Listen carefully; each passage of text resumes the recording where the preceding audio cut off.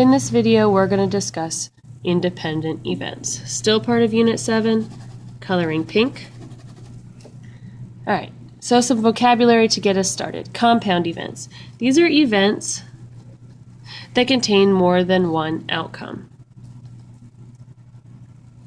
So basically, you're doing two things. You're spinning a spinner and rolling a dice, or you are picking a number out of a hat and spinning a spinner. So two things are going on here. Independent events are where the outcome of one event, the outcome of one event does not influence the occurrence of the other event. Examples of independent compound events include flipping multiple coins, rolling multiple dice, spinning a spinner, selecting a colored marble, and replacing it after each pick. The probability of three independent events is found by using the formula probability of A happening and B happening and C happening is the product of each one happening individually. So probability of A happening times the probability of B happening times the probability of C happening. Okay? And that's just the math formula. In other words, we multiply the separate simple probabilities in order to find the compound probability. Okay, so for the first example, when rolling a number cube or a die, what is the probability of first rolling a 3, then a 4 second, and then the 5 third? So we look at each of those independent events. So the probability of rolling a 3 would be 1 out of 6 on that number cube.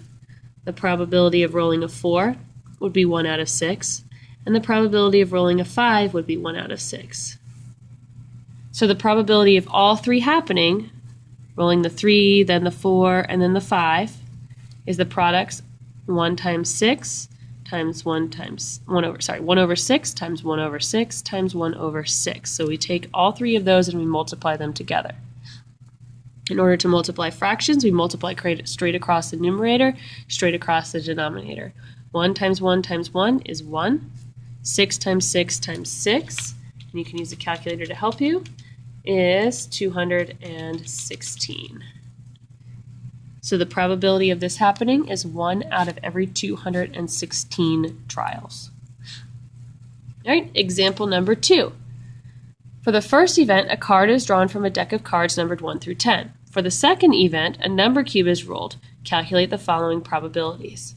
And again, I like to, at the bottom, list my sample space. So for my first event, I could get the number 1, 2, 3, 4, 5, 6, 7, 8, 9, or 10. And for my second event, when I roll that die, I have 1, 2, 3, 4, 5, and 6 as my possible outcomes. Okay, so the probability that I pick a 10 and then roll a 3. Well, the probability of picking a 10 would be 1 out of 10 times the probability of rolling a 3 would be 1 over 6. Multiply those together. 1 times 1 is 1. 10 times 6 is 60. So for example, one more time explaining that. Okay, probability of picking a 10, I have 10 possible outcomes, right? And the number 10 is on one of those cards. For rolling the die, I could get any one of these 6 numbers. The chances that I would actually get a 3 is on one side out of 6. All right, letter B, 2 even numbers.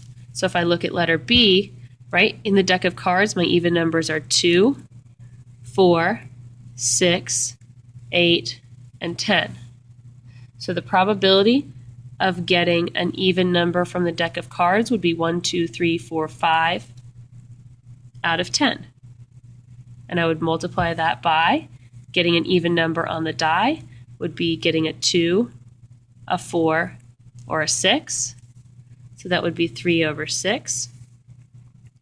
So 3 even numbers out of 6 sides. If I reduce those fractions, makes my multiplication a little easier. That would be 1/2 times 1/2. 1 times 1 is 1, and 2 times 2 is 4. So that would be 1/4. All right, getting two numbers less than 4, not less than or equal to, so less than 4. So on the deck of cards, the numbers less than 4 are 1, 2, and 3. So the probability of getting a number less than 4 from the deck of cards would be 3 out of 10.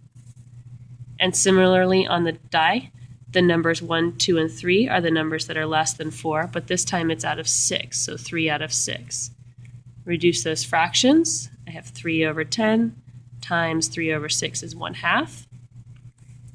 3 times 1 is 3, and 10 times 2 is 20, so that probability would be 3 out of 20. Last but not least, two prime numbers.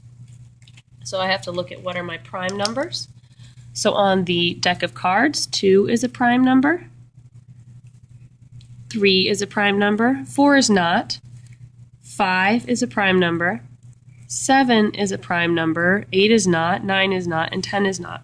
Remember, prime numbers are the numbers whose only two factors are 1 and the number itself. So nothing, these numbers 2, 3, 5, and 7 cannot be divided by anything except for 1 and the number itself. So the probability of getting a prime number on the deck of cards would be 4 out of 10. And then if I look at my die, prime numbers are 2, 3, and 5. 1 is special, 4 is divisible by 2, and 6 is divisible by 2 and 3. So the probability of getting a prime number on the die would be 3 out of 6. So to help make my fractions a little simpler, I can reduce them first. 4 over 10 becomes 2 over 5, times 3 over 6 becomes 1/2.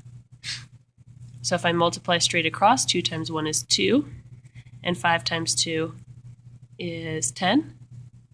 And then I want to simplify one more time. 2 over 10 simplifies to 1 over 5. So the probability of these two events happening is 1/5.